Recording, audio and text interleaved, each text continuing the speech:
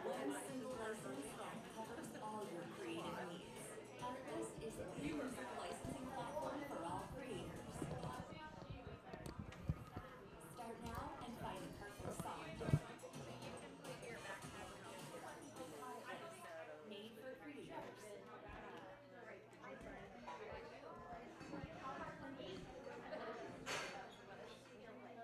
Auto insurance all sounds the same until it's time to use it with heat.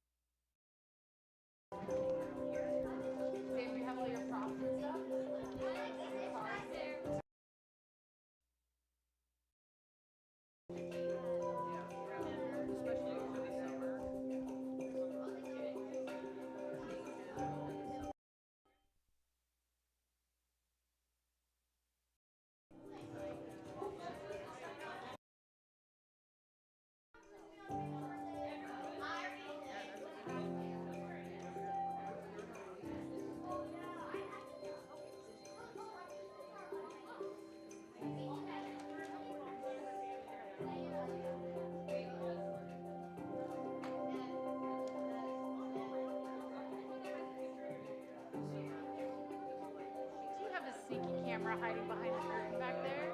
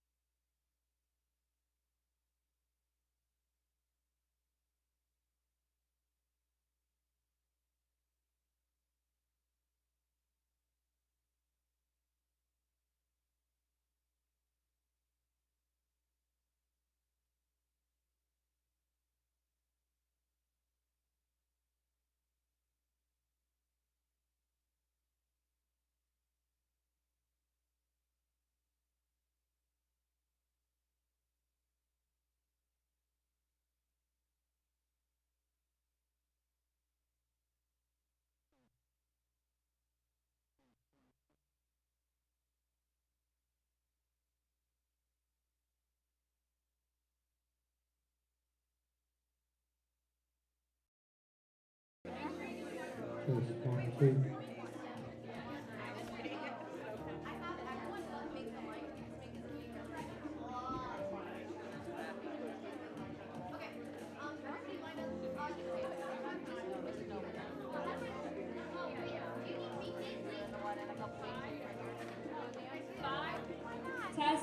Test, 1, 2, test, test. Test.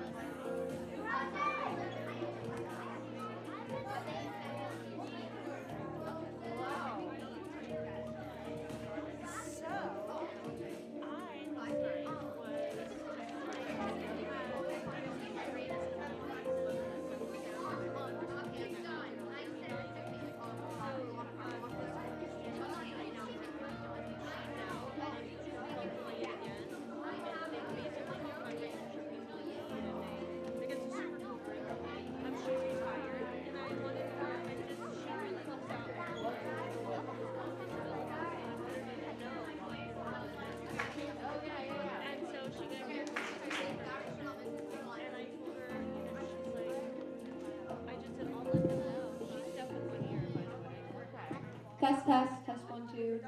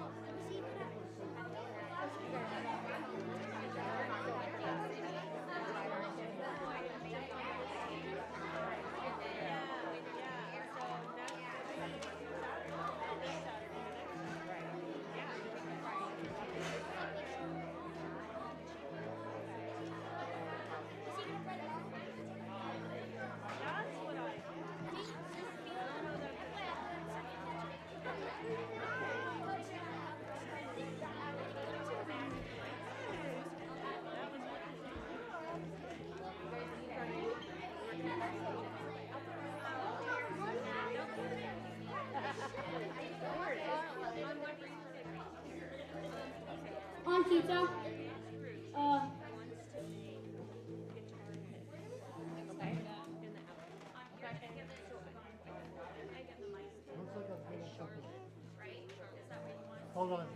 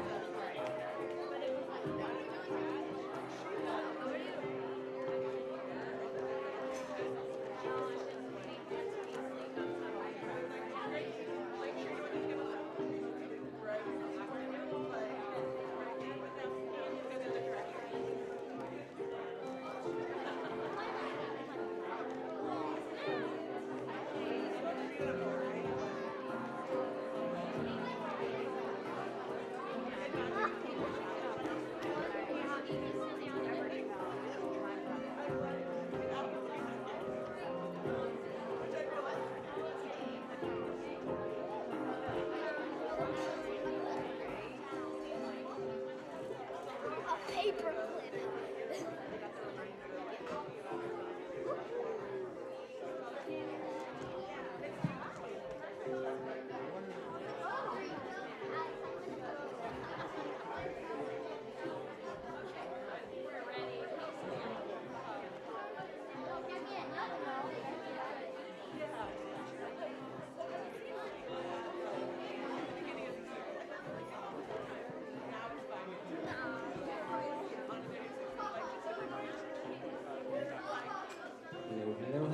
Good evening, everyone. And welcome to the STEAM Symposium. And I want to take a moment to honor Mr. Travellino's music tonight. It's a wonderful, this is from his collection, his very special collection called PBS Classics. And it's been a wonderful introduction, very fitting for tonight's event. And let's talk about tonight's event for a moment, because this is something that's been going on at Corbett Prep for a number of years. This is our 7th annual Corbett Prep STEAM Symposium. 7 years. Pretty cool. Exactly. Really, a lot of work. Sorry, Casey. And it's great when you put 8th graders in charge, because they start telling you to do things and be places. And we really love that. Those leadership skills that we're building. This has a special place in my heart, this particular event, because there's a number of students over here who are going to present to you about something that they are passionate about in the STEAM area: science, technology, engineering, art of design, and mathematics. And they're passionate about it for no other reason than they are passionate about it. There's 0 grade for this. There's nothing to be gained. We don't pay them. There's nothing other than the significance of getting up in front of a group of their peers and special guests to talk about something that they're interested in. And I think that's pretty cool. Can we give them a huge round of applause?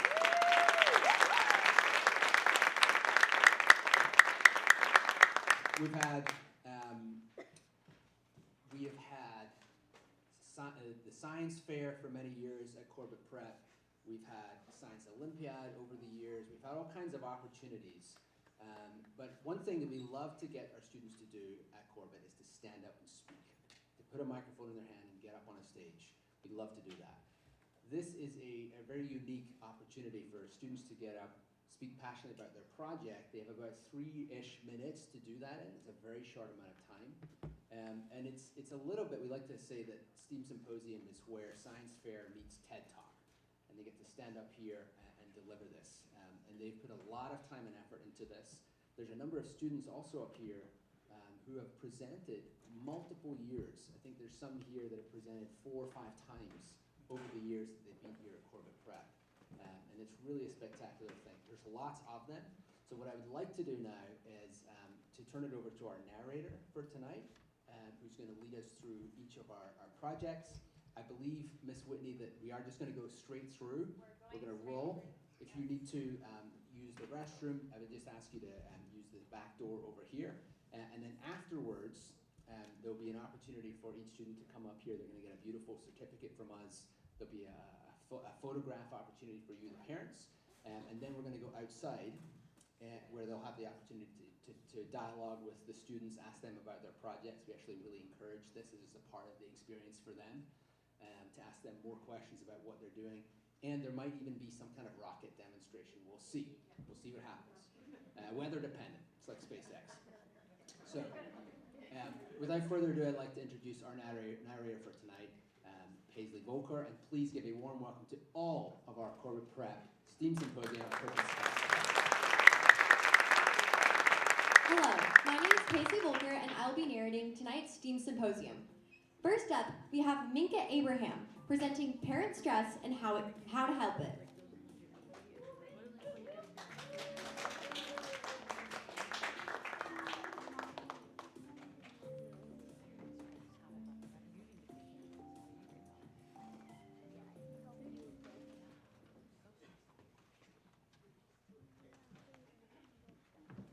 Hi, my name is Minka Abraham. Raise your hand if you guys are a parent. And I'm guessing all of you guys are super stressed because of us. And today, I'll be talking about how to help parents with stress. can be caused by multiple things, such as mental health, childcare, social issues, marriage issues, and lack of food, and much more. Panic attacks are most common for parents, especially when stressed. Panic attacks can be caused by lack of childcare, financial issues, and much more.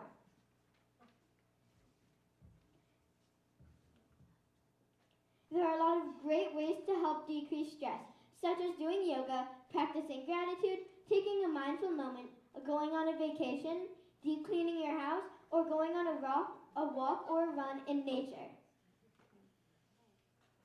My favorite way of decreasing stress is doing gratitude. When you do gratitude, you practice giving gratitude to the people who you care about. For example, I could say, I have gratitude for my sisters who take care of me and watch movies with me. Instead of looking at the negatives in life, I would look at the positives. And doing that really helps change your mindset. ChatGPT can help. ChatGPT has a therapy template called Therapy GBT. You can ask it questions like, I'm feeling really stressed. What are some ways I can do to help my stress decrease? And it would give me great answers that would work. For example, I asked it the following question. What are some signs I'm about to have a heart attack, a panic attack? It said rapid heartbeat, shortness of breath, feeling dizzy or lightheaded, trembling or shaking, sweating, chest pain, and much more amazing answers. ChatGPT definitely showed me that it knew what a panic attack was. So then I asked it, as a child, how can I help my parents deal with their stress and how can I help it? ChatGPT gave me great answers that are be understanding, listen, offer help, encourage self-care, spend quality time together, and much more great answers. ChatGPT gave me a very helpful answer, and if you ever need help, you can ask it questions too. Thank you to Miss Whitney for helping me with my slides. After this, you can see me at my stand where you can ask me questions about it, and I will be giving out these stress balls to the parents if they need. Thank you so much.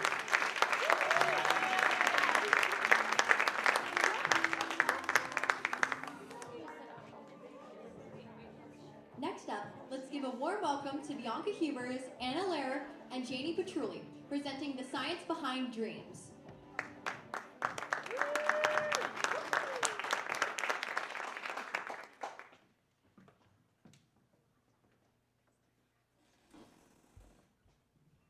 Hi, I'm Anna Lehrer.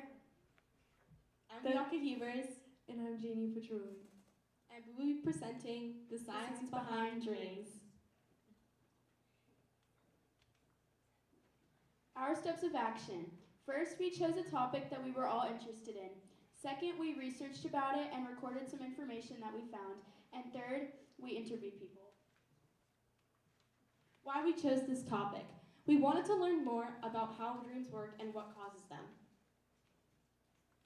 Why dreams? There is no proven reasons why dreams happen, but many studies show that dreams help you analyze memories like skills and practices, and likely serve as a rehearsal for various situations and challenges one faces in the day, meaning your dreams can relate to the daily activity, including future and past.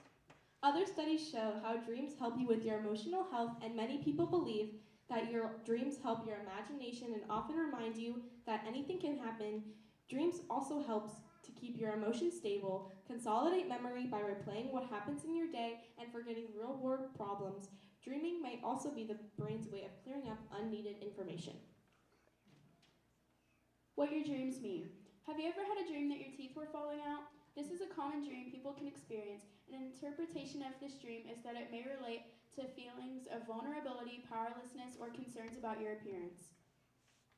Another dream that some people may have experienced is a dream about being chased, where they say that it may represent anxiety, unresolved conflicts, or wanting to escape from something in your walking life. There are many different dreams one may experience, and different people may have different theories about them, but there are some interpretations of two common ones. How we research this topic. We research this topic by getting other people's point of view and using information from online sites and experiments scientists have used. We did this because scientists have better methods and more resources than we do. Using this method has greatly affected our project in a positive way. Where do dreams occur in the brain? Different people think that dreams occur in different places in the brain. Some say that dreams occur deep in the temporal lobe, and they also say that the hippocampus has a central role in our ability to remember, imagine, and dream. One source says that dreams are the brain's default network, and it includes a system of interconnected regions that include the thalamus, medial prefrontal cortex, and the posterior cingulate cortex. Some say that they occur in the cerebral cortex. Why and how do dreams happen? The brain produces 5 different types of waves. They include alpha, beta, delta, gamma, and theta. When the brain is in a dreamlike state, the prefrontal cortex begins to slow down. Then, as the theta waves are happening, there are little gaps since the brain is slowing down. In the gaps, you are a little bit conscious, and the brain fills the spaces with distorted and changed visuals and thoughts from your memories. Our interviews. How often do you dream? Every day. Every day. I would say I dream like 5 times a week. I probably dream like once a month. I dream once a week. About 3 times a week. Every other day. I have dreams every day. Although it does not feel like it, a person dreams 3 to 7 hours throughout the average 8 hours of sleep. Conclusion. In conclusion, we learned that there are different perspectives on how dreams happen and why they happen. We also learned that people on average dream 3 to 5 times per night, and some may even dream up to 7 dreams a night. But most are instantly forgotten, and that is why different people that we interviewed had different answers on how often they dreamed. Because it was not how often they dreamed, but it was actually how often they remembered their dreams. And these are our sources. And a special thank you to Coach Heller for being our mentor.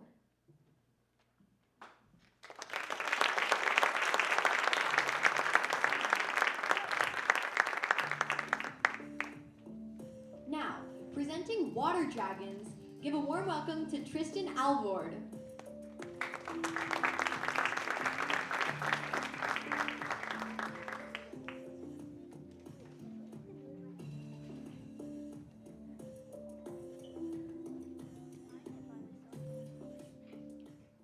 Water dragons' significance and importance to science. They help scientists learn about how animals have changed over time. They teach us how animals have behave and communicate. They contribute to evolutionary and behavioral studies. Research on them helps with conservation efforts. Learning about them helps us protect them and their homes. Chinese water dragons' importance to Chinese culture. This is one of the 12 Chinese zodiac signs. Chinese dragons are symbolic for being lucky, powerful, and noble, not as monsters, but they are portrayed in Western stories. They have inspired religious practices, countless artwork, and the globally famous dragon dances. Dragons were believed to be the rulers of weather and water. Here are some water dragon facts. They live about 10 to 15 years. Their habitat includes creeks, rivers, and lakes. They are omnivores. They eat plant matter and animal flesh. They spend most of their time in trees. Top speed is 30 miles an hour. Conservation status is nearly threatened, currently not endangered, but could be in the future. Their predators are snakes, birds, and small mammals. Meet my water dragon, Kermit. Thank you for watching, and a big thank you to Miss Alvera and Miss Whitney.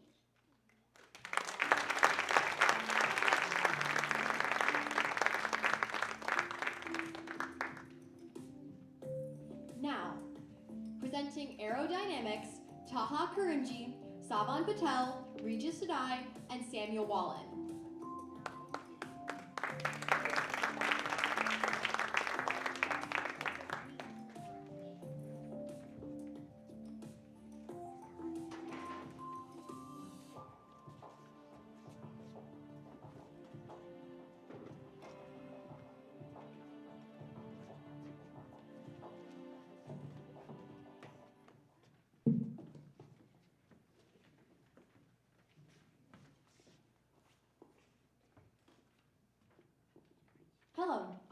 Taha Karimji.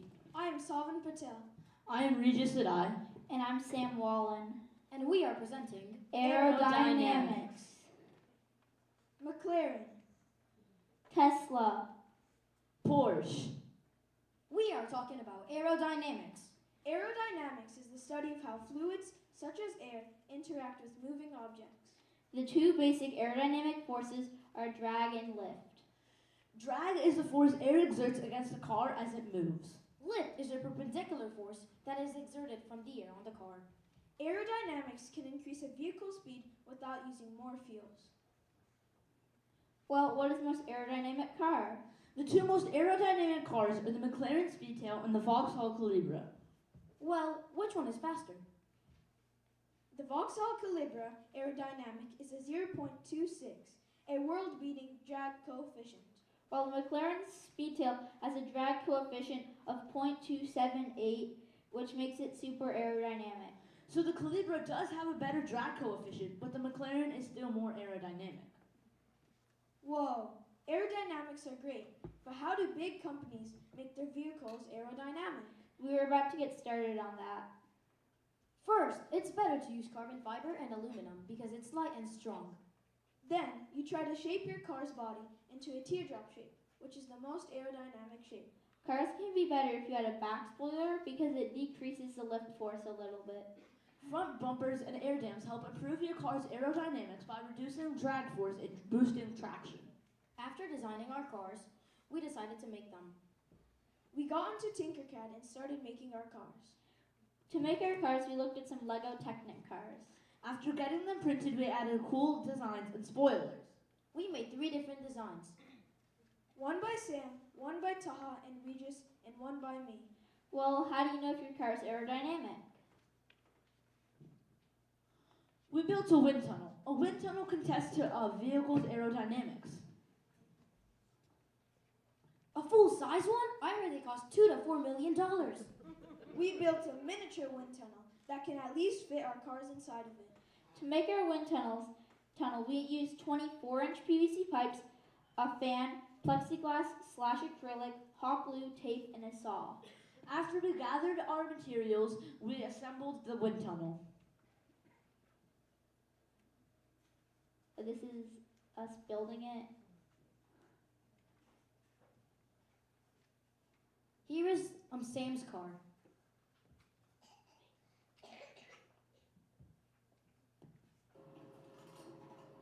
Scooch over here so you can see the whole car. Okay. Oh yeah. It's going so well. Yeah, it is. Don't do that. Okay. I don't want to make the videos too long. So this is our car going through. This is my car design. And this is mine.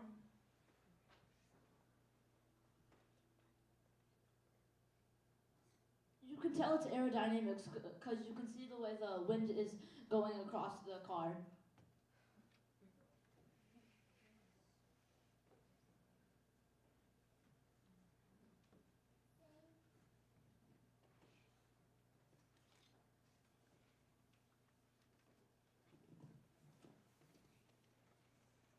There is over 33 million boats in the world. Currently, there are about 16,000 planes in the sky. Aerodynamics is important in the real world because it is all around us. Every 5 days, a rocket gets launched, and 91.7% of households have cars. All of these go faster or slower because of aerodynamics. Also, aerodynamics makes your car not use as much fuel to go a long distance or go fast. Thank you, Miss Whitney, Mr. Johnson, Miss Wallen, Mr. Hodges, and you for watching.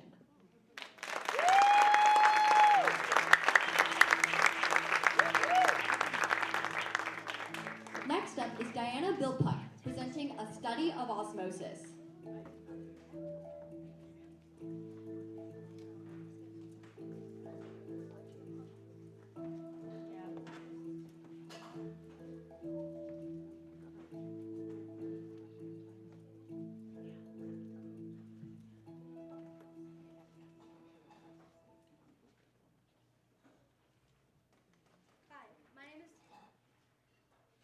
Hi, my name is is Diana Bilpuck, and I will be presenting a study I did on osmosis. In this project, I showed how materials like gummy bears, jelly beans, raisins, and eggs react through the process of osmosis to salt and tap water. What is osmosis? Osmosis is when water molecules move across a semi-permeable membrane from an area of higher concentration to an area of lower concentration. Words to know. What is a semi-permeable membrane? A semi-permeable membrane is something that allows certain molecules or ions to travel through it while blocking others. This allows something with a higher concentration to balance out with an adjacent thing of a lower concentration. This overall process is known as diffusion. Hypothesis.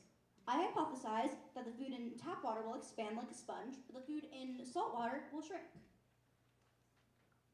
Data. The gummy bears got bigger in tap water, meaning that the food absorbed the water just like my hypothesis stated. They also got bigger in salt water, against what my hypothesis stated. The size of the eggs stayed the same in both salt and tap water, then the jelly beans appeared to get smaller in both liquids, but it was probably because the outer sugar coating had dissolved, leaving the gooey but solid center that you often see in them. The gummy bear grew and lost a lot of its color in the salt water. It was also very delicate. The egg came out with a soft, squishy shell. We also colored the egg purple in honor of a battle book this year titled Crenshaw, and so that we could see if the water would rid the egg of its shell's color. The raisins expanded in water, but shrunk in salt water. And I needed to take a picture of the jelly beans. Conclusion. My data showed that foods in tap water expand while foods in salt water shrink. From this, I conclude that water moves into a food when placed in tap water and out when placed in salt water. This has been osmosis in action. Final fun fact. Osmosis is actually vital to the human body. The small intestine is where osmosis helps the body get rid of built-up waste. I'd like to thank you all for listening to my presentation, and I'd like to thank my mentors, Miss Maury, Miss Whitney, and Miss Zapata for helping me throughout to help guide me through this project. I hope you all have a lovely day.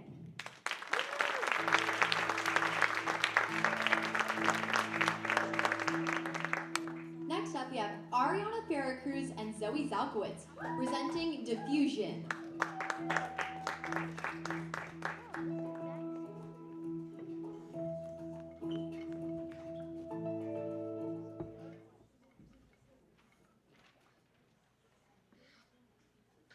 Hi, I'm Zoe Zalkowitz, And I'm Ariana Farrah-Cruz. and we're presenting Diffusion. What is diffusion? Diffusion is the process resulting from random motion of molecules by which there is a flow of matter into the air. Some examples are perfumes or candles. Their scent fills the air, making the air smell good. Why did we want to do this project and how we got interested? Zoe and I got interested and wanted to do this project because we learned about it in science class and wanted to try something new. We thought, how could we test it with something we're interested in?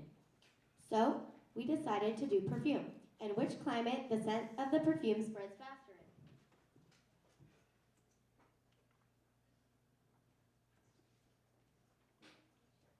We used 3 materials while testing. They were Sol de Janeiro perfume and scent Cheirosa 68, a stopwatch, and the notes app on Ariana's phone to record data. This is the perfume we used. Steps we took. The steps we took in this project are gathering all of our materials, then we got together, we did our trials, collected our data, and put it in all of our slides. We got together, performed the trials outside at school. Zoe took 20 steps away from me and sprayed 2 sprays of the perfume and started the stopwatch. And once she smelled the scent of the perfume, she stopped. Common examples are perfume, candles, and the aroma of baking bread. These examples, all the molecules are spread into the air. Data. Our data in the morning was at 8 o'clock.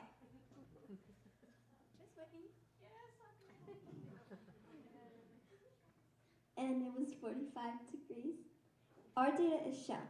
For trial 1, it took 11.96 seconds, and trial 2 was 8.69 seconds, and trial 3 was 10 seconds. We performed our experiment at snack. It was 10:15 and 60 degrees outside. Trial 1, it took 7.89 seconds. Trial 2 took 7.26, and trial 3 took 7.86. As you can see, there was little time difference. Our data for play occurred at 12:41 p.m. During play, it was 72 degrees.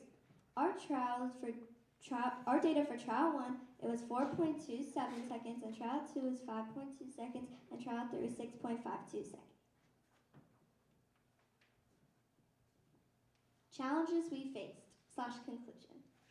Time was a big problem in our project. We couldn't find a time to get together to do the project. We also had challenges testing the project with which way the perfume was going based on the wind. This made it harder for Zoe to smell the perfume when I sprayed it. To solve this issue, we sprayed in the direction the wind was moving. One change we could make is to do the project inside. Conclusion. In conclusion, the scent spreads faster in a warmer climate than a colder.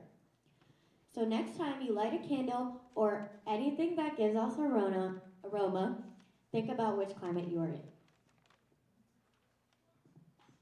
Thank you for listening, and thank you to our mentor, Ms. Shelton.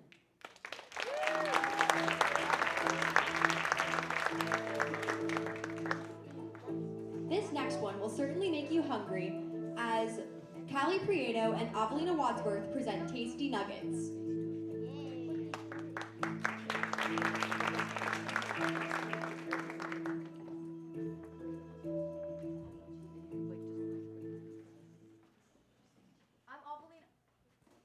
I'm Avelina Wadsworth. I'm Callie Prieto, and our project is Tasty Nuggets.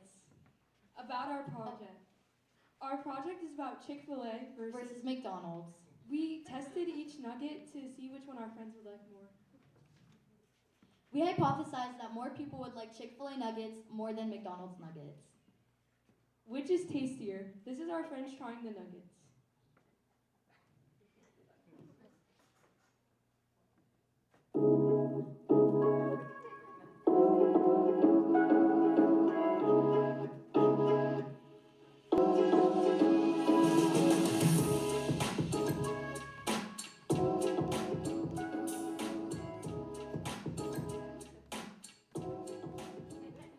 I like the second nugget better. Number 2. I like one. Number 2 is better. The second one. I like number 1 better. 2. It's number 1. I like 2. I like number 1 better. I like number 2 better. I like number 2 better. Number 2? Mm-hmm. Number 2 is better.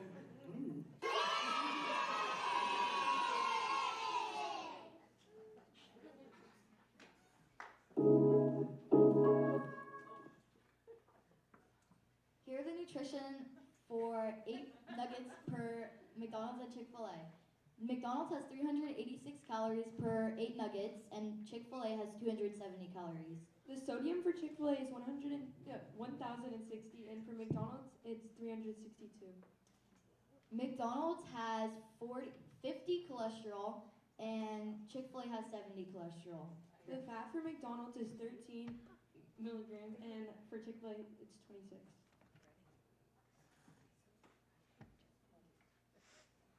Is this me? Okay. Chick-fil-A may taste better than McDonald's because the meat used is less processed. McDonald's makes their nuggets from a ground-up paste of chicken breast, and Chick-fil-A makes their nuggets from sliced chicken breast. This is a homemade nugget recipe we found online. As you can see, the ingredients are very interesting, like pickle juice, powdered sugar, hot sauce, and paprika. The recipe is supposed to taste very close to actual Chick-fil-A nuggets, and you can bake it at home for a healthier option.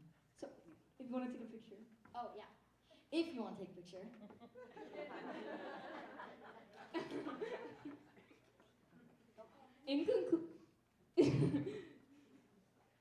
In conclusion, Chick-fil-A is way healthier than McDonald's, but if you want a healthier option, you have to go to a homemade recipe. Please stand for our chicken dance.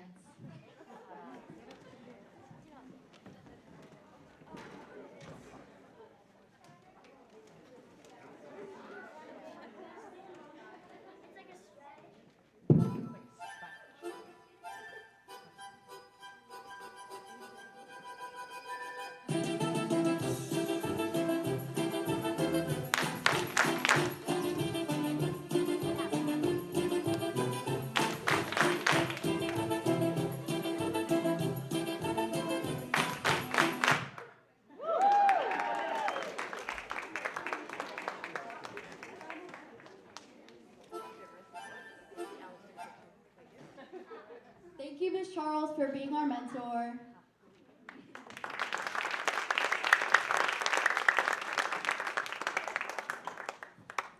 Now, presenting the effectiveness of fly repellents on horses, please welcome Ella Ospool and Mia Smith.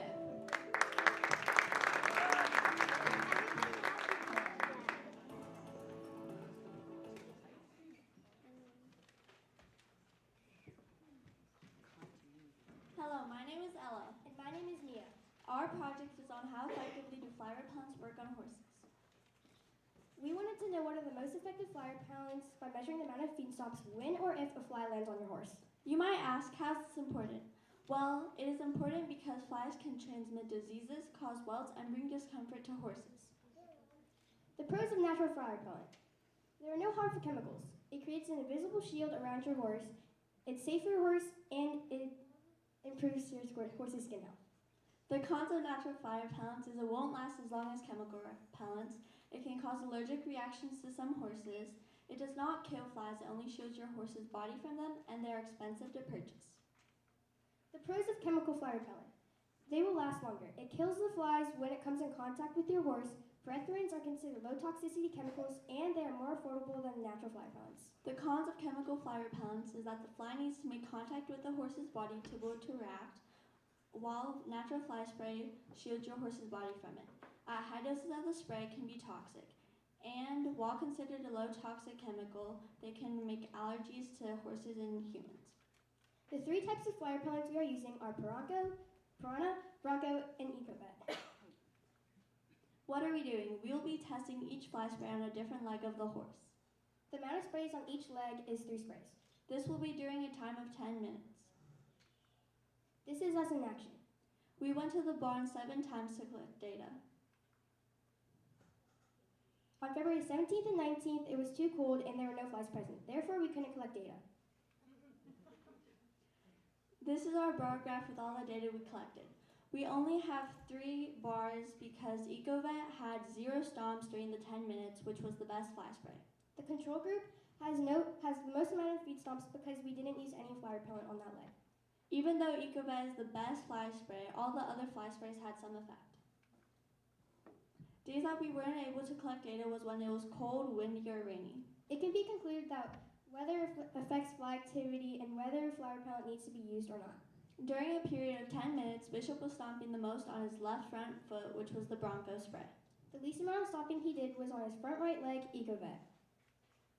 These are our sources: Riding Warehouse, Repel 360, Equine Facility Design, and the University of Minnesota. Thank you, Mrs. Whitney.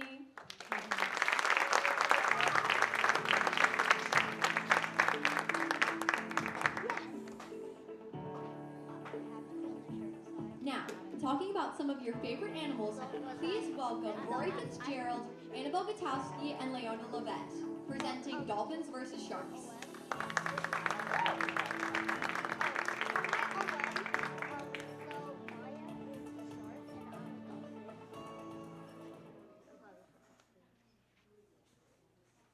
Hi, my name is Annabelle Gutowski. My name is Rory Fitzgerald. And my name is Leona Levette. And we are presenting Dolphins vs. Sharks. What our project is about. We will be talking about the pros and cons of dolphins and sharks, what their characteristics are, similarities and differences, and which one is more dangerous. Dolphins. They are an aquatic mammal, and they have smooth, rubbery skin. Some behaviors are feeding, socializing, traveling, and nesting. There are about 40 to 42 species of dolphins, and these are 3 types of dolphins: oceanic dolphins, New World river dolphins, Indian River dolphins, and brackish dolphins.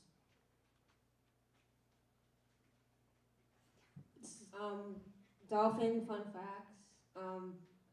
So bottlenose dolphins are slow swimmers traveling about 2 miles per hour, but they can reach speeds up to 30 miles per hour. The attacks, there are about Another fun fact is a group of dolphins is called a pod.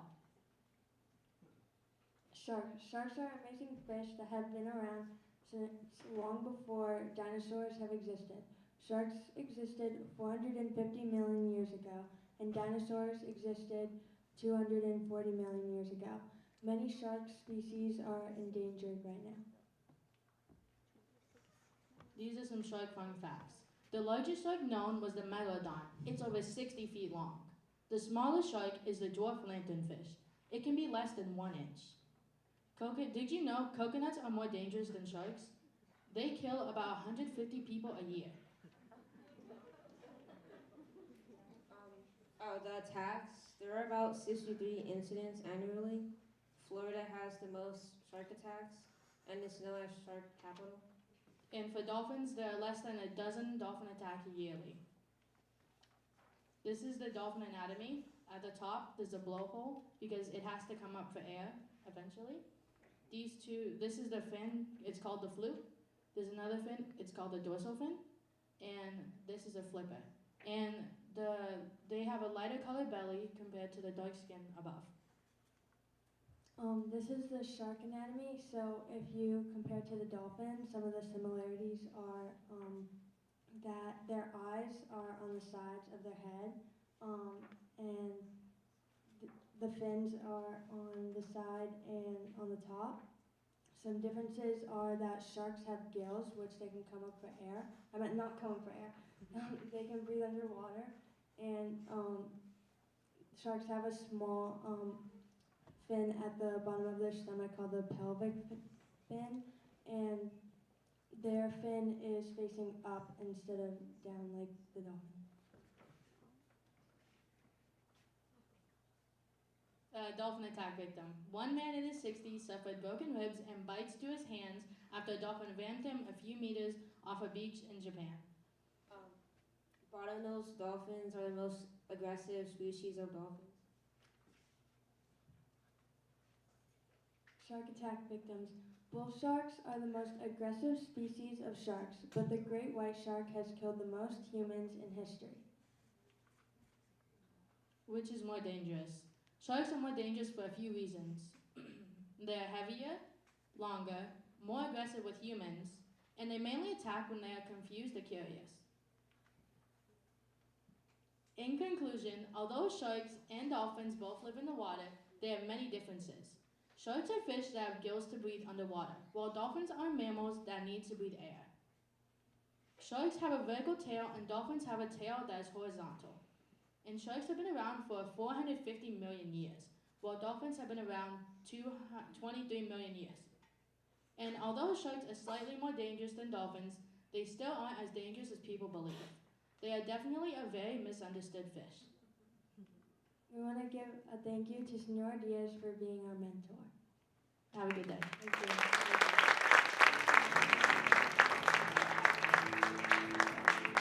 Next up, please welcome Danny McAfee, presenting the psychology behind abuse and how it can cause generational trauma.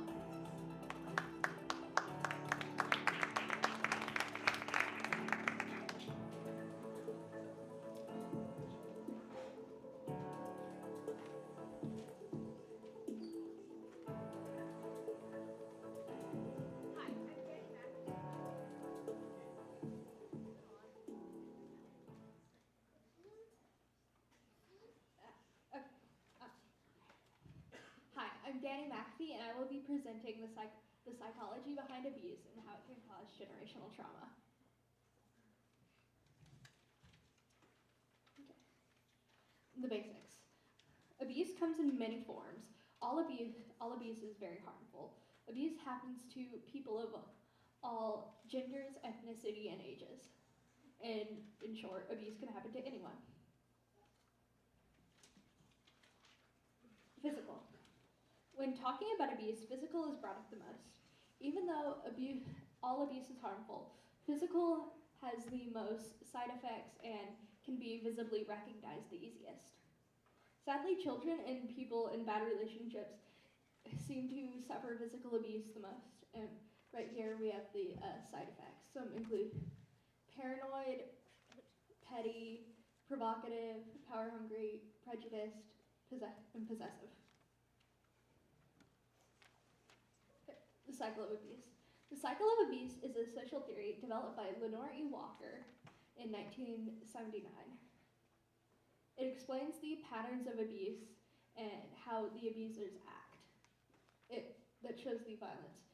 And the cycle of abuse is basically tension, incident, reconciliation, and calm.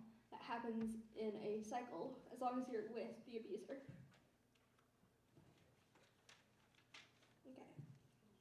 Often young teenagers who come out to their families and friends can experience backlash that includes physical and mental abuse.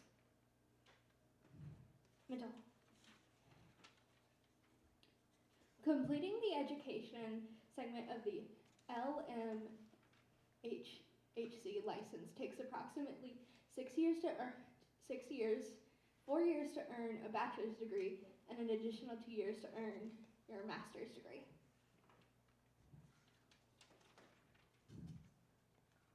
What abuse does to the brain of a child.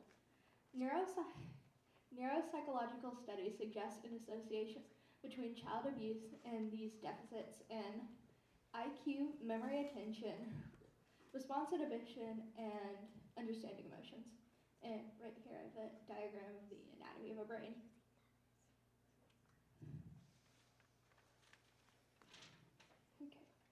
Many people who were abused as children go to therapy, get stronger, and stop the cycle of abuse. But other people who can't afford therapy or just don't want to accept that they have been abused do become abusers themselves and continue the cycle. And if this person has a family and acts how their abuser did towards them, that's what causes generational trauma. And where to get help. The National Domestic Violence Hotline is this number, and it's open 24/7. And if you need to talk to someone and you are too scared to call the line because you feel like they won't believe you or just whatever, you can talk to a therapist, a friend, or other people that you trust. And these are my sources. And thank you to my mentor, Ms. Saravella. Thank you.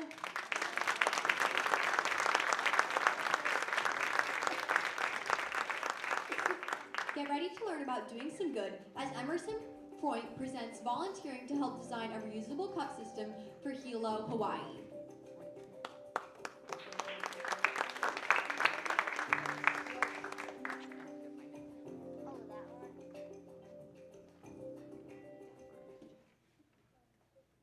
Hi, my name is Emerson Freund. I am here to talk about volunteering to help design a reusable cup system for Hawaii. Pollution is a huge problem in Hawaii and all across the world. How many of you have gotten a drink from somewhere outside of your home in the past week? And how many of you, if your hand was just up, threw that drink away? The cup. That's a decent number of you, and that is one of the things that is contributing to pollution here. Pollution across America is a huge problem, and over 73 million tons of plastic pollution is generated by America in just 1 year. That's enough pollution to fill over 300,000 blue whales, and if we stacked it on top of itself, we could reach the moon and back over 600 times. Single-use foodware, as I just mentioned, is a huge contributor to that number. The reusable cup-as-a-service programs can help. The cup-as-a-service program works like this. You go you check out your cup at the cup station. The cups might look like this. This is one model of the cup. There are others, but you would scan the QR code on this. You would scan the QR code on that cup, and it would register you as the person. There's also more information on that QR code because we're just, the people doing this are just still figuring out. So on that QR code, there's a bit more information about the whole reusable system. But first, you check out the cup, and then you take it, you drink whatever's in it, whatever you got, and then, because many people like to take their cups out, and then you return it to bins scattered everywhere across the city in the most convenient places. From there, they are collected and brought to a transport hub where they go to a wash and dry hub, back to the transport hub, and are redistributed back to all the places who use them. From there, they are then used again, and the cycle continues. Reuse systems must be designed to work for everyone.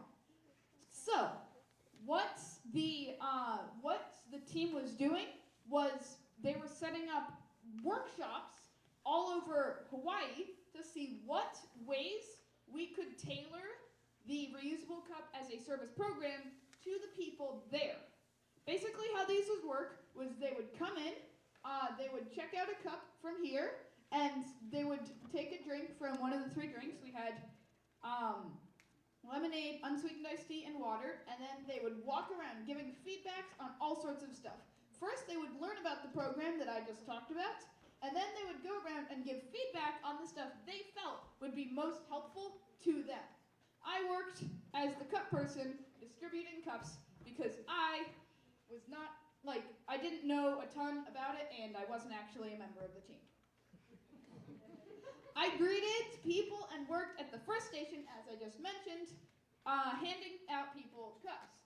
This was a really interesting experience because I got to meet with a ton of different types of customers. Well, not customers, but people who came here for the workshop. It was a really great experience, and I really enjoyed it. Also, after the workshop was done, I helped collect data. This was because everybody else was going, well, almost everybody. There were a few other people there just to help out with everything. So almost everybody else here was going and conferring about what happened and how they could do it for next time, what they learned, everything like that. And I helped clean up. I recorded the data and I gave it back to them. I also washed a lot of dishes because wouldn't you know it, being open for the entire day and having everybody who comes to you take a cup, that produces a lot of dishes. Plus we served lunch, even more dishes. We got a lot of dishes. So I helped wash those dishes, and again, I also got to meet and work with a ton of different people, which was a great experience.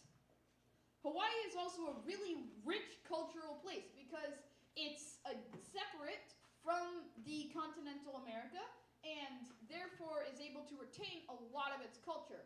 Fun fact, did you know that Hawaii is actually a Hawaiian word? So because W's are pronounced V's in the Hawaiian language, Hawaii is supposed to be pronounced Hawaii. Cool fact. Also, another cool fact, human psychology, when you check out a cup, you have more incentive to return the cup if you gave them your credit card number and they have the ability to charge you, rather than paying for the cup and then taking it. Because if you pay for the cup and then take it, you feel like you bought the cup and you feel like it is yours, and you are less incentivized to go back and receive your money back, rather than taking the cup and being able to keep it, but if you don't return it, you get charged. Another thing is that because of all of these cultural opportunities, I wasn't gonna just wash dishes all day. I got to do a few other cool things as well. One example is this.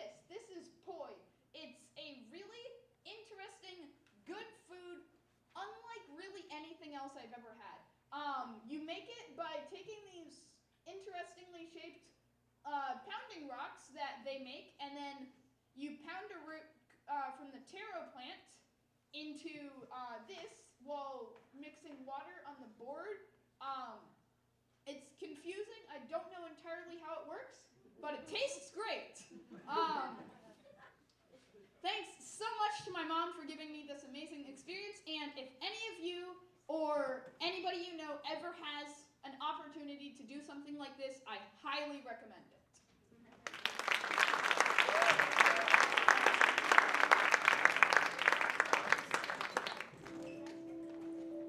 Next up, we have Javier Garcia and Kanzio Guine presenting the Ion Thruster.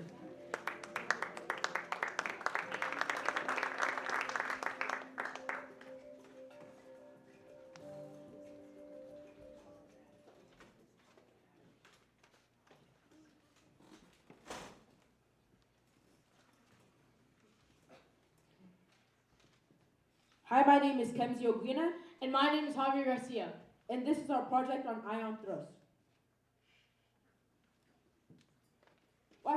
What is an ion thruster? An ion thruster ionizes propellants by adding or removing electrons to make ions. So pretty much what you're saying is that if you charge up two metals, it creates wind? Yeah, sure, if you want to dumb it down.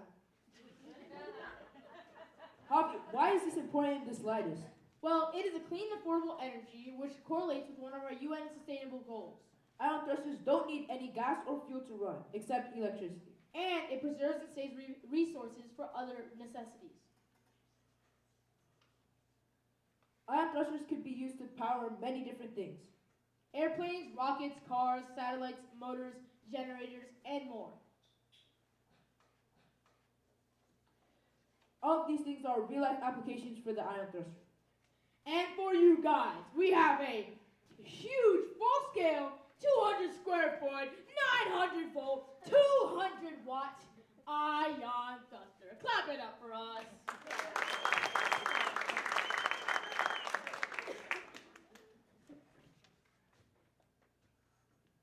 Yeah, I think I left it at home. What do you mean?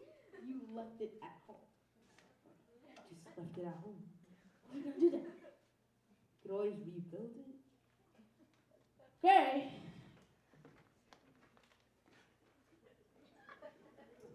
You know, you have to put that over there. Yeah, put that on top. On the table. Yeah.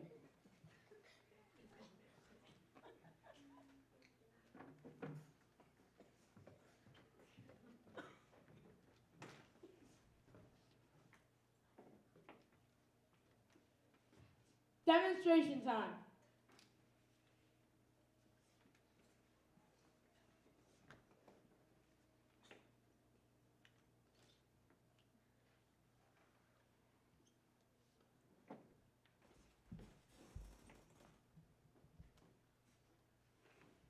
So the electricity that powers this is, for us, our model, it's an open current.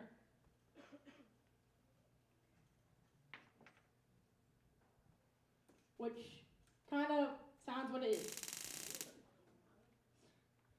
So this open current powers the two conductive metals, and it creates thrust.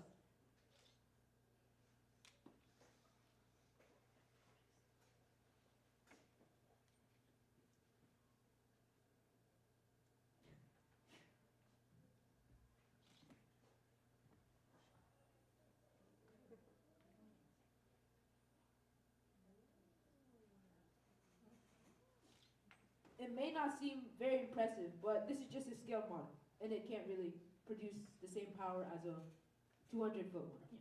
The actual one's huge.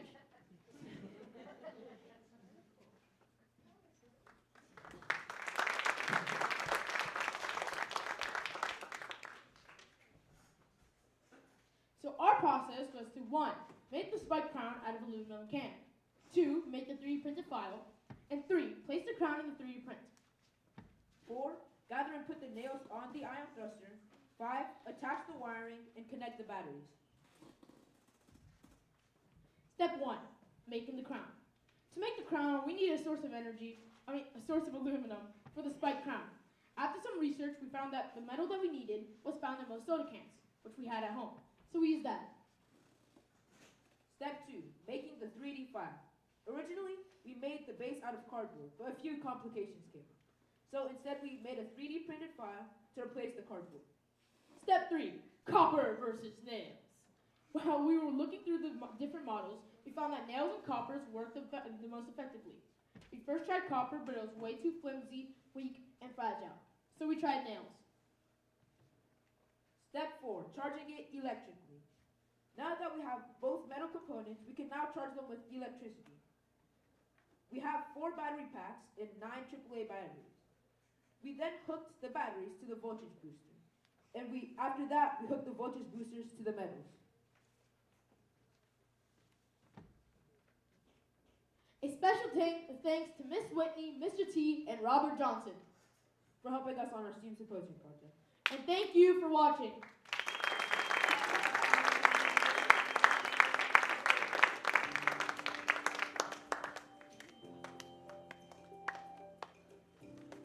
All right, let's give it up for our next presentation. Sophie DeBolder and Marjorie Mix are presenting non-toxic ant removal.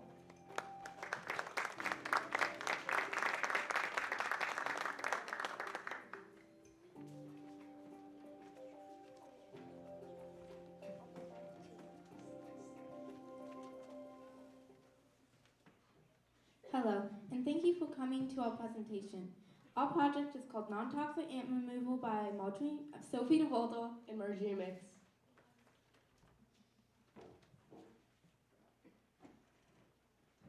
This experiment was made to find other ways of getting ants out of your house.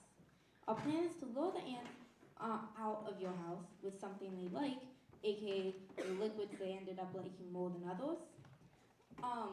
Most homes have a sugar ant infestation, so we were going to try and get sugar ants for this infestation. However, we couldn't get any, so we used harvester ants instead.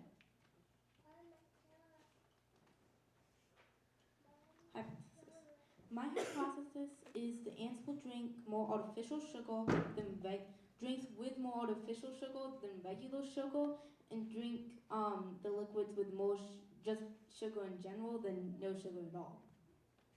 My hypothesis is that the ants will like the liquids with more sugar in them rather than less sugar. Our steps are 1, get the ants delivered, 2, gather ants and put them in an ant terrarium, 3, obtain the liquids, 4, in the end of a pipette, put 1 to 2 drops of liquid, and 5, see how they react and record data. The liquids we used were milk, water, sugar water, Coke, watermelon juice, and blended strawberries. Where did we get the ants? We got the ants from Uncle Milne's ant farm in Utah from the website Ants Alive. And this is our data.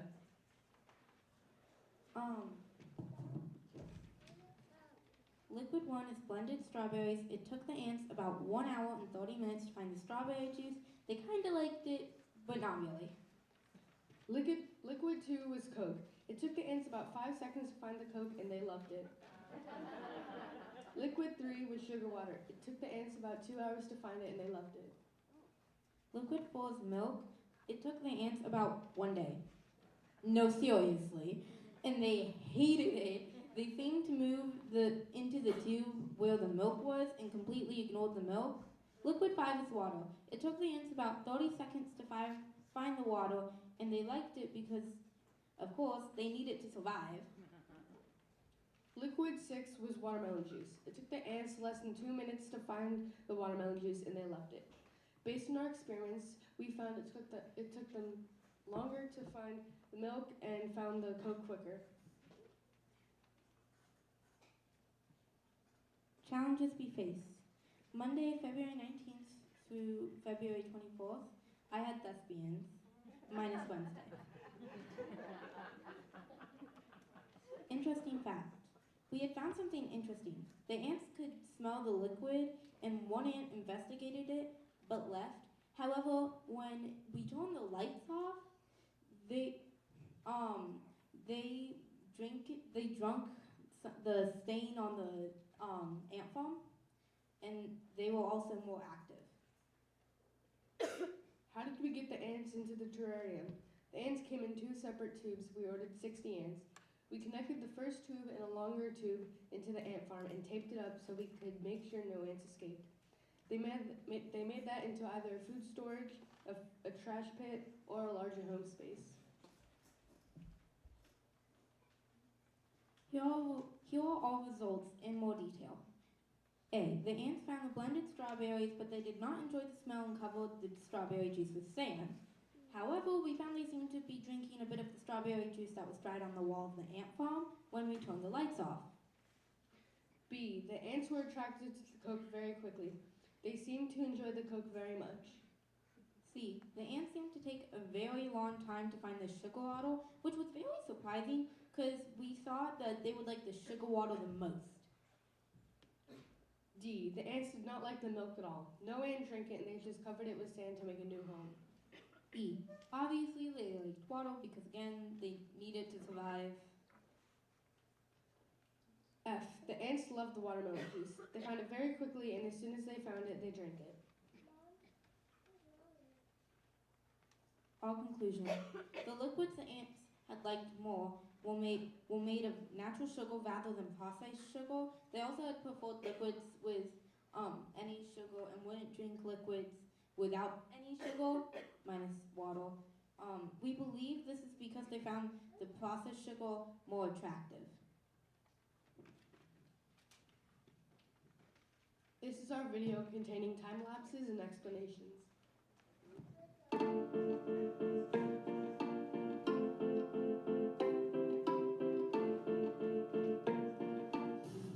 Alright, so we think this little ant right here might smell the liquid. We just attached it. He's signaling the other ants, I think. I mean, again, all of this could be wrong and they were talking about, like, sugar or something. I don't know. We have a little blended strawberries here. We got it from this. And we'll see how things go. Okay, so we have the liquid in a hole. On the other side, it's identical. It's like symmetry. It has symmetry, so it looks exactly like that, but with a little tube here. And an ant has been building up to this little hole right here, thinking the smell is coming from here, but it's really over there. And it's been like an hour at this point. So we're just gonna move the liquid to the other hole and see what happens. Be right back.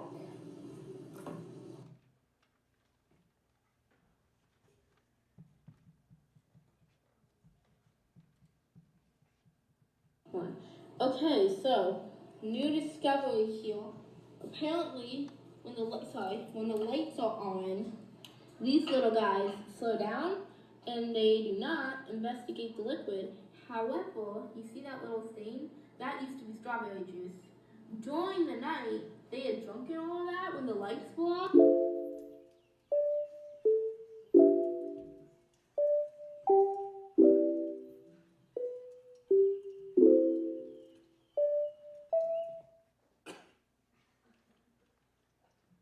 Thank you for showing interest in our presentation. A special thanks to Mr. Mel and Ms. Whitney.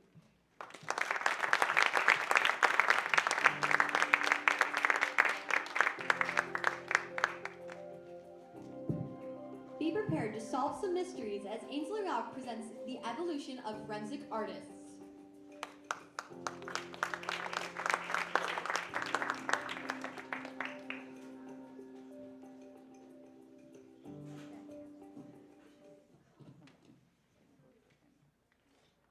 Hello, my name is Ainsley Rao, and I will be presenting the evolution of forensic artists. Imagine, you're 20 years old, living in LA, aspiring to be a model and actress, just starting out in life. Later in the day, you hear a knock at the door. Turns out to be your neighbor, welcoming you to the building. But then, the unthinkable happens. He turns out to be a serial killer. Barely escaping with your life, you channel your anger to help other people find justice and by becoming a forensic artist. Renowned expert Karen Taylor explains, forensic art is any art that aids in the identification, apprehension, or conviction of criminal offenders, or that aids in the location of victims or identification of unknown deceased persons. Forensic artists are creative professionals that help law enforcement officials, and the FBI usually calls them visual information specialists. There are four main disciplines. There's composite sketches, digital image modification, post-mortem imaging, and facial reconstruction. In 1881, British police used the first composite image in a wanted poster. Also in the 1880s, Alphonse Bertillon used the first identification system that helped artists produce detailed composite sketches. Fast forwarding to the 1920s, the FBI developed the first use of a composite sketch after the Wall Street bombing. Also in the 1920s, Mikhail Gerasimov developed the first technique of forensic sculpture by just using facial reconstruction from just skull fragments. Fast forwarding to the 1960s, Woody Bledsoe used the first computerized facial recognition system, and that helped the images be more accurate for facial comparisons. In the 2010s, rapid developments in digital technology were increasing by using digital sketching software and 3D facial reconstruction software. And in 2020, the advancements continued in facial recognition technology by, again, using digital sketching software, but this time using 3D printing to help them aid the identification of suspects, victims, and unidentified remains. So in order to be a forensic artist, you obviously need to have a background in art, illustration, or graphic design. It's required that you have a bachelor's degree in fine art or criminal justice, and it's recommended that you have a certification in forensic art, but it's required for the FBI. Forensic artists usually collaborate with law enforcement agencies such as local, state, federal, and international. Lois Gibson is the world's most successful forensic artist because she holds the world record for most criminals positively identified due to composite sketches, and that record is 1,313 as of February 2024. And she's also a very successful author, and I happen to have one of her books.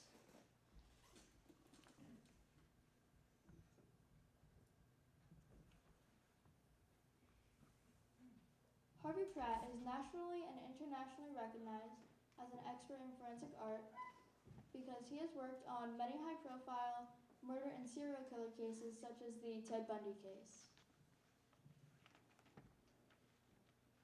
The USF Institute for Forensic Anthropology and Applied Science is reopening cold cases in Florida by using facial reconstruction and clay models.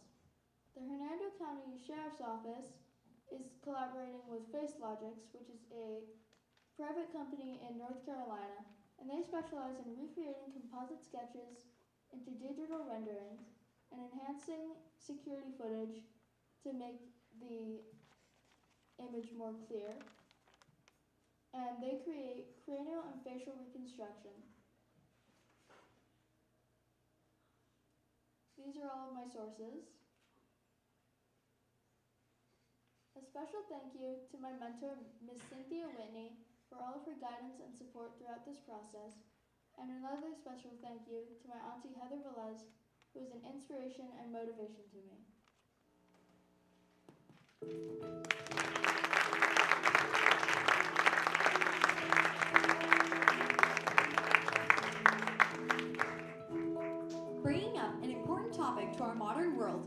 welcome Ankita Dutta, presenting Equity versus Equality, the Unequal Pay Gap.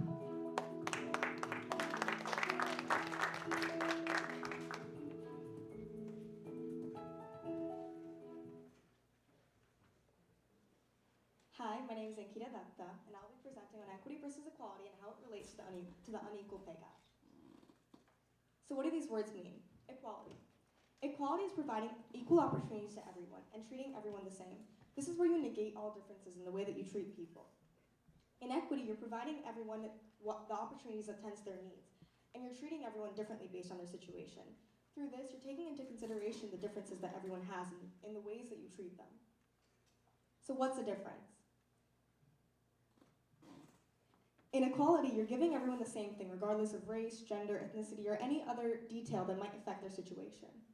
In equity, you're giving everyone what tends to their needs, and it might be based off of their race, gender, ethnicity, or what their situation is. In the image to the right, you'll see that there's two sides of the tree. On the right side of the tree, there's people at different heights, like some are shorter and some are taller, but they're all being provided the same thing. So not all of them are being able to access what they need, in this case, apples. In the left side, this is a demonstration of equity, because everyone's still at different heights, but they're being provided different things so that they can obtain what they need. Fairness would be dependent on the situation, what is more adequate for that time. In this situation, equity, or the left side, would probably be more adequate or fair. So the unequal pay gap, what is it? The unequal pay gap is a difference of pay and earnings between men and women, or any other subgroup such as race, gender, or ethnicity. There are different types of pay gaps, but the most commonly talked about is a gender pay gap. The gender pay gap is a difference of earnings per year between men and women. There are two types of gender pay gap. The first one is the unadjusted pay gap, or the uncontrolled pay gap, which measures the average difference of pay between men and women. The adjusted pay gap, or the controlled, or the equal pay gap, measures the difference of pay between men and women after counting other factors such as education or prior experience. So why is this important? Everyone is trying to create a fair society, but how do we know what constitutes as fair, and how do we truly create something that's fair? It really all depends on the situation. Here are some examples of injustice in STEM. In 2021, female CEOs took a pay cut at an average of 27%, while male CEOs saw their salaries increase by 1%. An example of racial injustice is that Black female CEOs receive up to 38% less pay than their white male coworkers. Gender injustice. Female tech CEOs make 89 cents for every dollar male tech CEOs make. Ethnic inequality. Hispanic women make up to 6.3% of computer science degree holders. Here's some other statistics. Only 6.4% of tech companies have female CEOs. And the percentage of US tech company CEOs is 83.5% Caucasian, 10.5% Asian, 3.1% Hispanic, and 1.9% African American. Women make up only 28% of the STEM workforce. And on average in math and statistics, 26.1% of undergraduate degrees are awarded to women. Just to give you some real-life examples on the unequal pay gap, here's some heads of STEM companies. If you go onto Google and search up heads of STEM companies, this page pops up.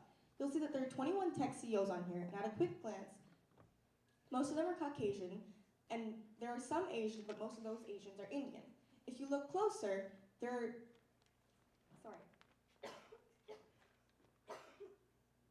If you look closer, there are 7 Asians, 4 of which are Indian, and there are 0 African American people on this. And out of the 21 tech CEOs, there are only 4 females. Let's take a closer look at the salaries of these CEOs.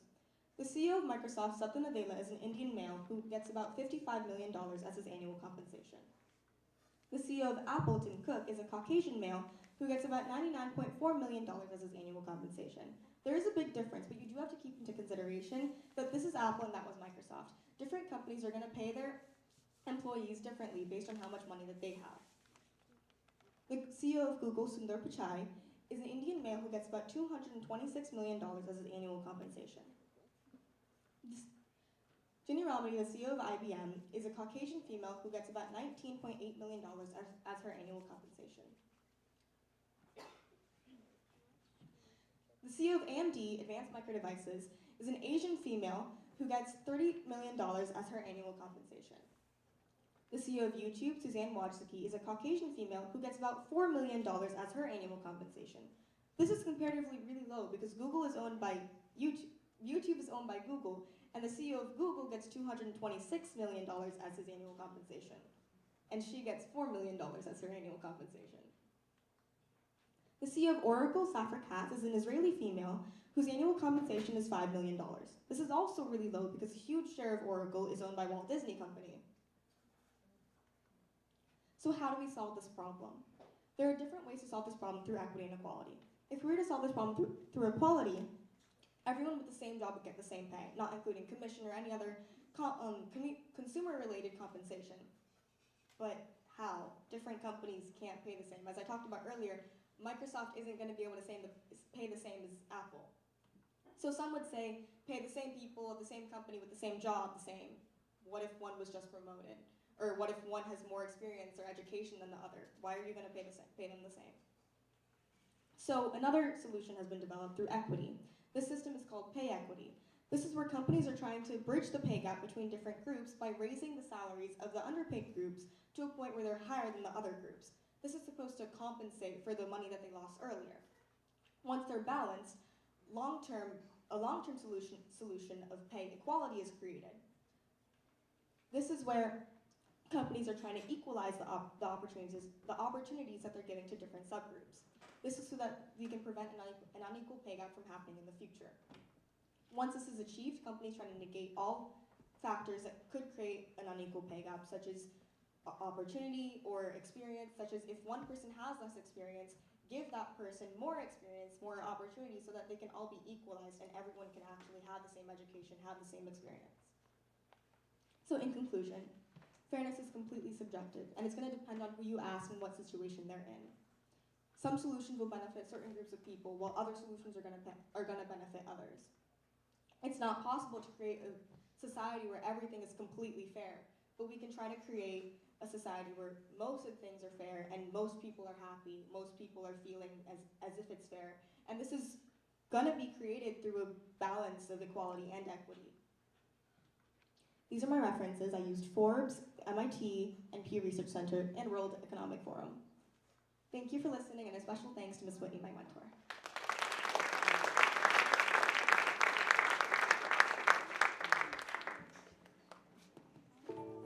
Last, but certainly not least, get ready to blast off with Kaine Ogwine as she presents air-powered rockets.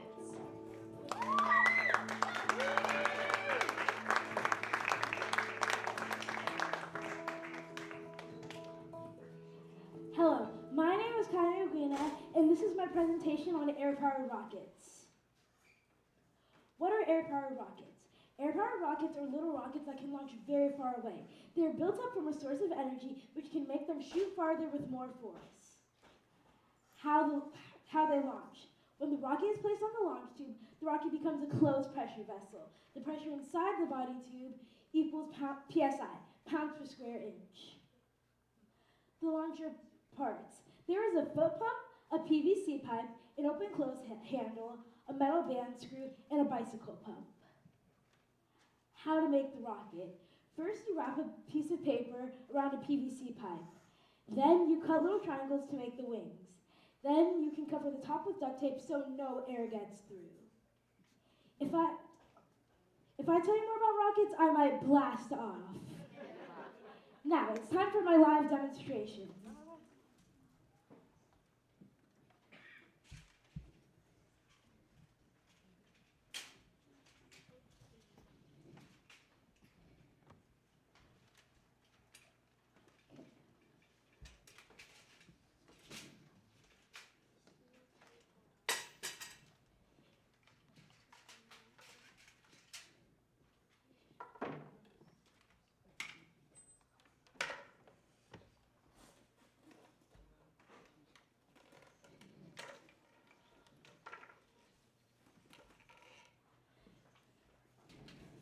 First, you place the rocket on the launcher.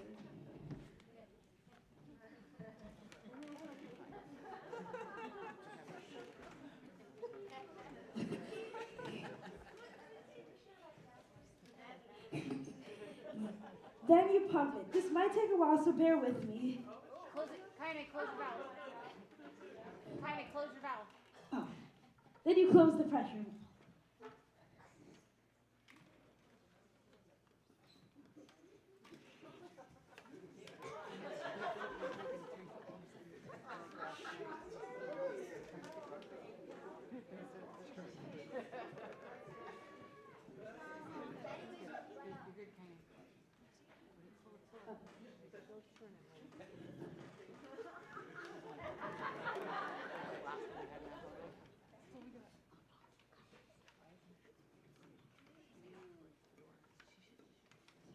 Almost done. In 10, 9, 8, 7, 6, 5, 4, 3, 2, 1. Laughs off? What happened?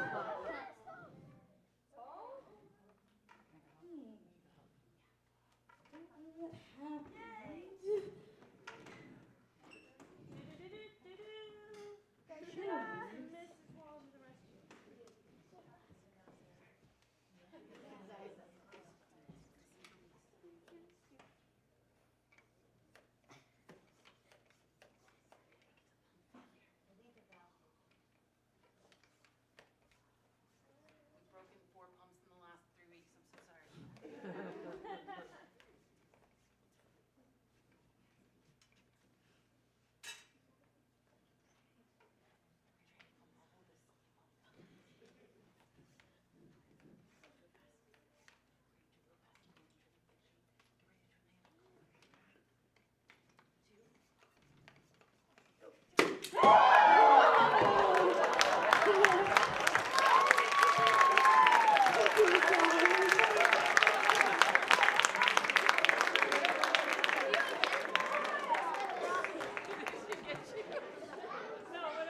Okay, good.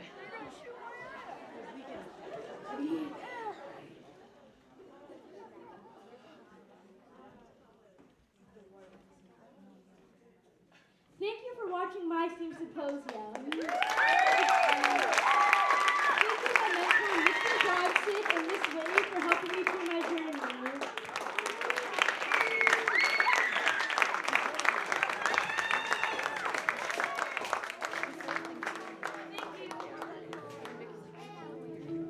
Let's give another huge round of applause for our amazing STEAM Symposium participants.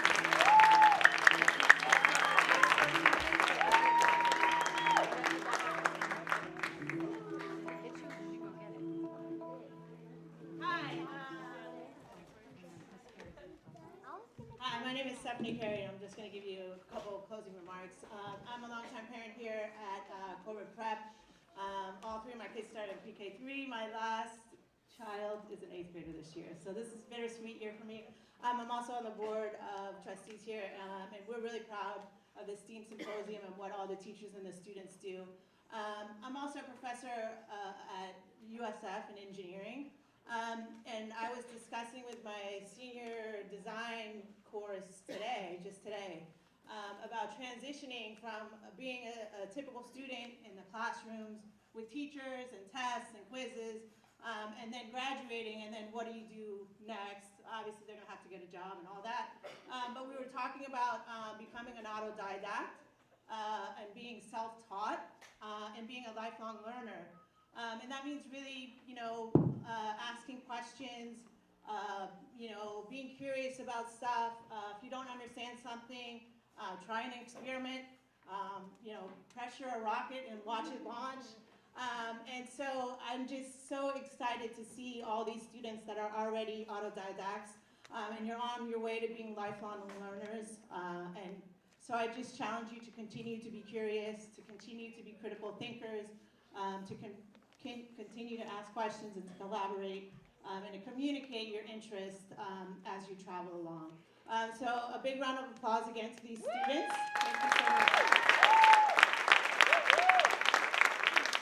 And a round of applause too to all the teachers and the mentors and everybody that puts this together. So thank you very much. And I also challenge the audience to make make sure after we give the certificates out to the students to go ask questions. Because I'm going to ask questions because every time I come to this STEAM Symposium, I learn something new. So I'm going to try to continue to be a lifelong learner as well. Thank you.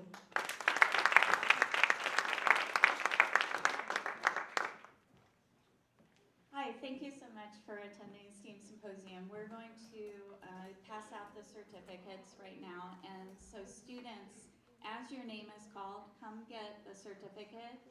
Stand right here so we can take a picture, and then you can just line up along the stage. Okay?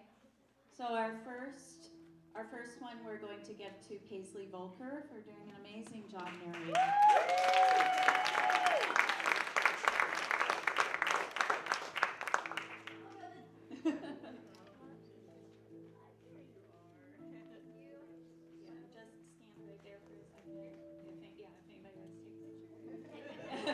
And then go to the end of the stage. You can get on stage. Here you go. Perfect. Okay, next we have Minka Abraham.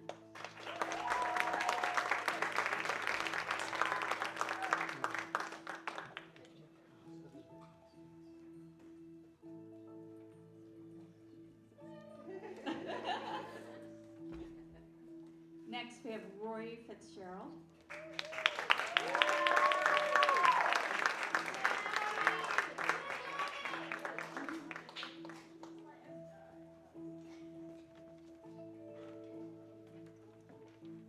Regis Sedai.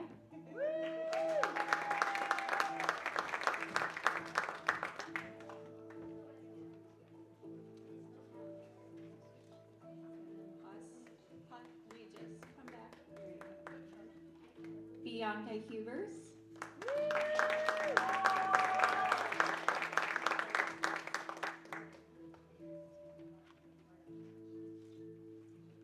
Anna Lair.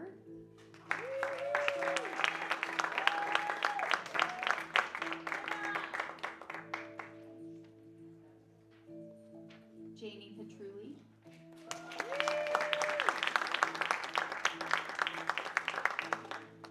Oh, she left. Tristan Alvord.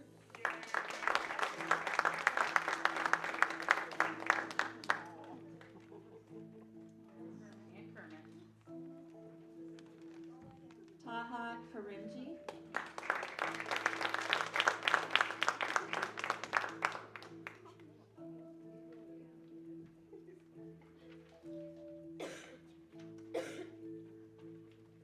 Savan Patel.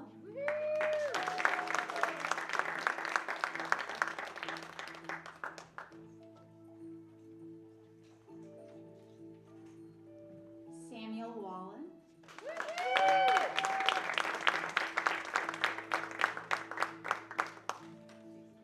We're going to make you walk farther. Diana Bilput.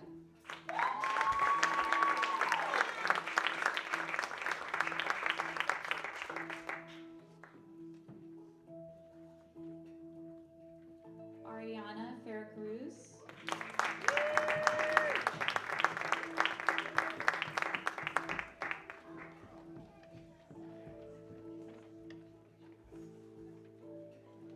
Zoe Zalkowitz.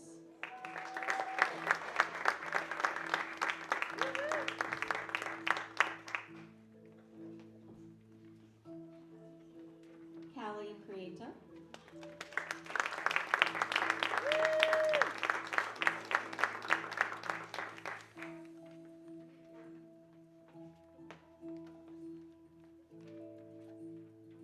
Avelina Wadsworth.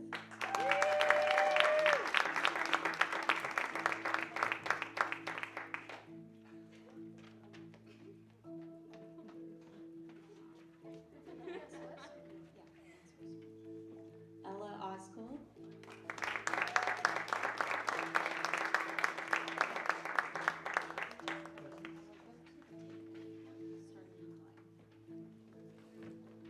Mia Smith.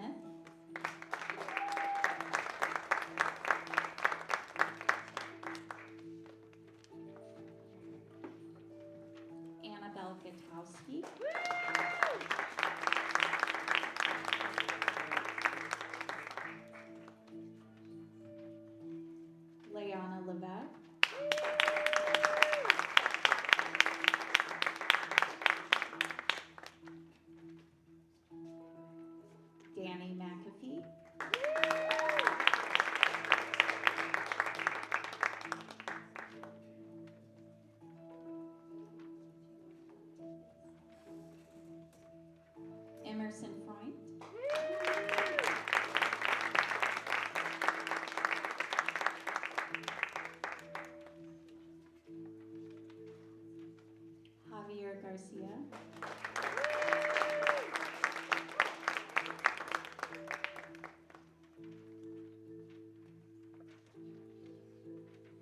Nancy Aguine.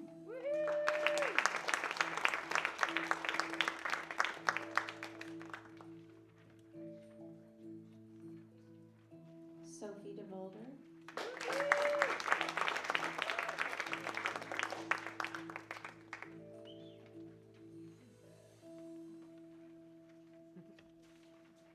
Marjorie Mix.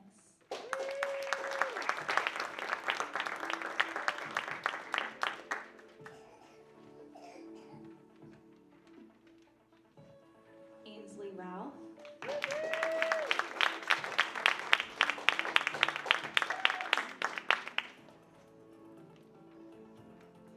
Ankita Dutha.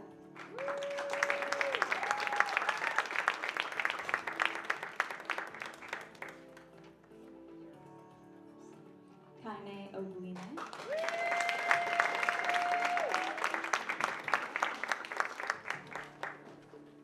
And so let's give it up for our STEAM Symposium.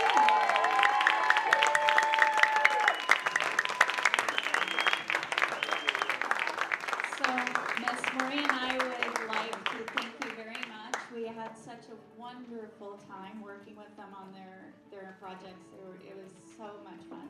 We would like to let the students go out, and they're going to stand behind their tables, and then you can follow after they go out and visit them at their tables and ask them questions if you wish. We also have refreshments. We have water and coffee and cookies. Thank you very much.